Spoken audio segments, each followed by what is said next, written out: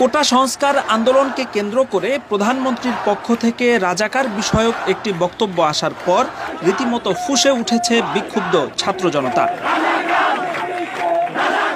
এমনকি ক্ষমতাসীন ছাত্রলীগের মধ্যেও গণপদত্যাগের হিড়িক পড়ে গেছে। তার মানে কি মুক্তিযোদ্ধার সন্তান নাতিপুতিরা কেউ মেধাবী না, যত রাজাকারের বাচ্চারা নাতিপুতি হলো মেধাবী, তাই না? রোববার সন্ধ্যায় প্রধানমন্ত্রীর বক্তব্য সম্প্রচারিত হওয়ার পরপরই বিক্ষুব্ধ ছাত্র জনতা পুনরায় রাজপথে নেমে আসে। বুয়েট, ঢাকা বিশ্ববিদ্যালয়, জগন্নাথ বিশ্ববিদ্যালয়, রাজশাহী বিশ্ববিদ্যালয় সহ দেশের বিভিন্ন বিশ্ববিদ্যালয় থেকে রাতভর বিক্ষোভের সংবাদ পাওয়া গেছে। এ সময় বিক্ষুব্ধ আন্দোলনকারীরা নিজেদেরকে রাজাকার আখ্যা দিয়ে বিক্ষোভ কর্মসূচি পালন করেছেন। শেষ খবর পাওয়া পর্যন্ত এখনও শাহবাগ সহ দেশের বিভিন্ন বিশ্ববিদ্যালয়ে প্রতিবাদী কার্যক্রম চলমান রয়েছে।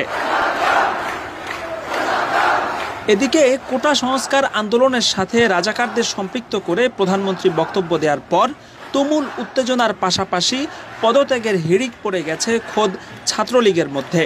সামাজিক মাধ্যমে ছাত্রলীগের বিভিন্ন পর্যায়ের দায়িত্বশীল নেতারা একের পর এক পোস্ট করে নিজেদের পদত্যাগের ঘোষণা দিয়ে যাচ্ছেন।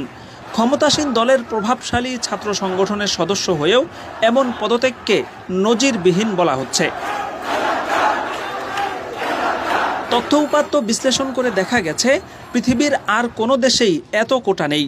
বাংলাদেশের সরকারি চাকুরির ৫৬% বরাদ্দ রাখা হয়েছে হাতে গোনা কিছু মানুষের জন্য। যে দেশে যুদ্ধের ১০-২০ বছর পরেও জন্ম নিয়ে মুক্তিযোদ্ধা হওয়া যায়, এরপর বছরের পর বছর মুক্তিযোদ্ধা ভাতা পাওয়া যায়, সে দেশে এত কোটা সিস্টেম রীতিমতো হাস্যকর বিষয়। ২০১৪ সালে খোদ মুক্তিযুদ্ধ বিষয়ক মন্ত্রণালয় ৮,০০০ ভুয়া মুক্তিযোদ্ধার সনদ বাতিল করেছে।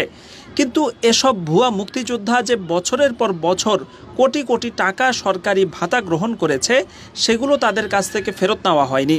তাদের এই মুক্তিযোদ্ধা পরিচয় ব্যবহার করে তারা এবং তাদের সন্তান ও নাতিপুতিরা যে সরকারি চাকরি গ্রহণ করেছে, সেখান থেকে তাদের বহিষ্কার করা হয়নি। এমনকি ভুয়া তথ্য দিয়ে মুক্তিযোদ্ধার সনদ নেওয়ার কারণে তাদের বিরুদ্ধে কোনো ফৌজদারি কার্যক্রমও গ্রহণ করা হয়নি। সব মিলিয়ে মুক্তিযোদ্ধা এবং তাদের কোটা সিস্টেম নিয়ে পুরোপুরি নৈরাজ্যকর এক পরিস্থিতি তৈরি হয়ে আছে। অবিলম্বে এই কোটা পদ্ধতি বাতিল না হলে পরিস্থিতি আরও শোচনীয় আকার ধারণ করবে বলে আশঙ্কা করা হচ্ছে।